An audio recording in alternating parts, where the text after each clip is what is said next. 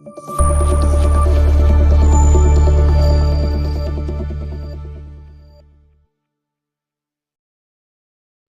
పురుషులు ఇద్దరిలో వివాహం జరుగుతుందా లేదా అని తెలుసుకోవాలనుకున్నప్పుడు వారి ఇరువురి జాతకాలలో కింది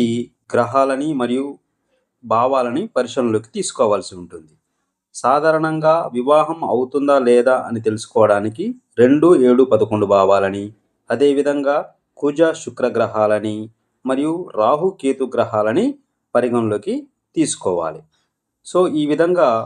తీసుకున్నటువంటి భావాలని మరియు గ్రహాలని పరిశీలించినట్లయితే కుజుడు జాతకంలో 4, 6, 8, 10 భావాలలో ఉన్నా కానీ,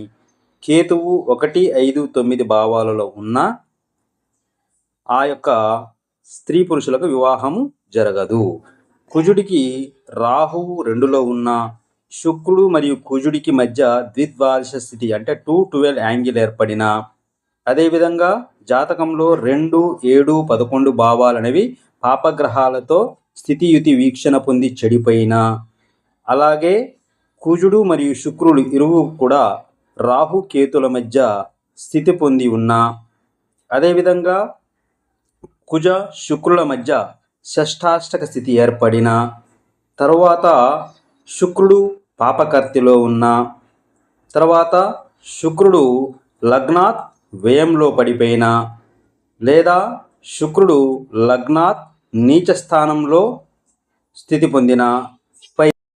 సో 7వ రాష్ట్రాధిపతి కానీ 7వ రాష్ట్రాధిపతి ఉన్నటువంటి నక్షత్రాధిపతి కానీ 6, 8, 12 భావాల్లో కానీ, లేదా ఆ యొక్క భావాధిపతుల నక్షత్రాల్లో ఉన్నా కానీ, మరియు కలత్రకారకుడైనటువంటి శుక్రుడు కానీ, లేదా లగ్నాత్ 5వ 9వ భావాధిపత్యం వహించినటువంటి గ్రహాలు కానీ వక్రస్థితిలో ఉన్నప్పుడు ఆ యొక్క స్త్రీ పురుషుల యొక్క వివాహం జరగడం అనేది చాలా కష్టమైన పని అటువంటిది. ఒకవేళ ఈ యొక్క గ్రహాలు కేంద్ర కోణ స్థితిలో ఉండి శుభత్వం పొందినట్లయితే సో కొన్ని సందర్భాలలో వివాహం జరగడానికి అవకాశాలు అనేవి ఉంటాయి. కానీ ఇలాంటి స్థితిలో ఉన్నటువంటి జాతకాలలో వివాహాలు జరగడం అనేది చాలా కష్టతరమైన విషయంగా మనము చెప్పుకోవలసినటువంటి నియమం ఇది.